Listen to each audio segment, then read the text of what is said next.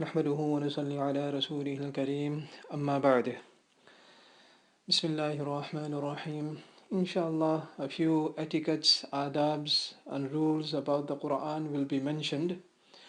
First of all, we need to realize that the Quran is not an ordinary book, but it is the word of Allah subhanahu wa ta'ala, the one who created us in such a beautiful way. Just look at the eyes. Allah subhanahu wa ta'ala covered them with eyelids, so the eyes are constantly being washed. Then the eyelashes and eyebrows stop dust entering the eyes. And then the eyes are placed in such a way that they are surrounded by bones, so that if we fall, the eyes are protected. Allahu Akbar. See how beautifully See how beautifully Allah subhanahu wa ta'ala created us. That Allah sent the glorious Quran so that we be successful in this world and the hereafter. So first of all, never touch the Quran without wudu. This is mentioned in the Quran. لا يمسه إلا المطهرون. Proves you cannot touch the Quran without wudu. If you don't have wudu, you can't use the clothes you are wearing, for example sleeves, to touch the Quran.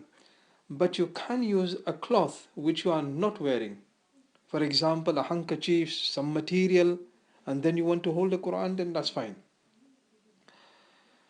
Read أعوذ بالله من الشيطان الرجيم and Bismillahir Rahmanir Rahim before starting to read the Quran, and only Bismillahir Rahmanir Rahim when reading any other religious book.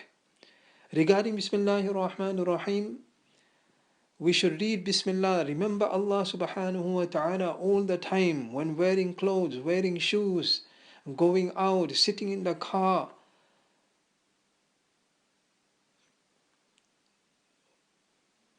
Meaning we must remember Allah subhanahu wa ta'ala as much as possible, all the time, wherever possible. We must not forget Allah subhanahu wa ta'ala. A Muslim is not a Muslim who forgets Allah subhanahu wa ta'ala. A Muslim cannot be a Muslim who forgets Allah subhanahu wa ta'ala. My dear brothers, we have to remember we are the slaves of Allah subhanahu wa ta'ala. How can we forget Allah subhanahu wa ta'ala? So, أعوذ بالله من الشيطان الرجيم بسم الله الرحمن الرحيم is for the Quran. But when we read any other kitab, then we should read only Bismillahir Rahmanir Rahim. To read the Quran with tajweed is also very important, meaning every letter should be pronounced correctly and clearly. Otherwise, sometimes the meaning can change and can take us out of the fold of Islam. For example, qalb with a qaf means the heart, and kalb with a kaf means a dog. See how one letter can change the whole meaning. So it is very, very important that we learn tajweed. Most people are shy, and some say I'm too old to learn. But amazingly, when it comes to worldly matters, we are not shy. We see so many people today learning ABC. Why? Just to come to England. Proves we value English more than the Quran. Unfortunately, Quran is just for decoration and show nowadays.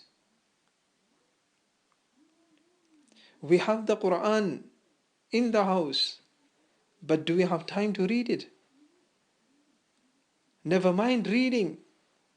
We don't even touch the Quran. That's how busy we are in gossip, arguing, debating, in useless matters. Like there were 3 people in a room. 2 of them were arguing, and one of them was quiet. He didn't say a single word, quiet. From the two who were arguing,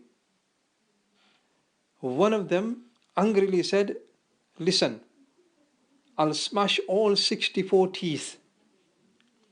The quiet one, he said, "But he only has 32." The one who said 64, he straight away said, "I knew you would interfere, so I included your teeth also." Khair, my dear brothers, don't waste your time in useless things. Unfortunately, like I said, Quran is just for decoration and show nowadays. We see the Quran being read in nikah. Before the nikah, Quran is read. But everything that takes place before the nikah and after the nikah is against the Quran. We see the Quran being read before a meeting starts. But at the end, the verdict is given against the Quran. May Allah subhanahu wa ta'ala make us realize that the Quran is not only for show, but it is to be practiced on. And lastly, just like we look after, respect and value money, passport, etc., in the same way we should respect the Quran, hold it in the right hand, and do not swing it like a normal book. We see this every day. Our children, they hold the Quran, they swing it in such a way as if it's a normal book. They don't even realize what they are holding. Parents are advised, and I urge the parents to make their children realize that what they are reading is not a normal book. What they are holding is not a normal book. But they should value it, they should realize that it is the word of Allah subhanahu wa ta'ala. In the same way, try not to sit with your back towards it and don't stretch your legs towards it. Remember, everyone has to leave this world, and in the end, we will only have a few yards of material as a shroud, kafan, and a few yards of land for the grave. Nothing will help us in the grave except the Quran. So engage yourself with the Quran as much as possible. May Allah subhanahu wa ta'ala make it easy for us. Wa akhiru da'wana anil hamdulillahi rabbil alameen.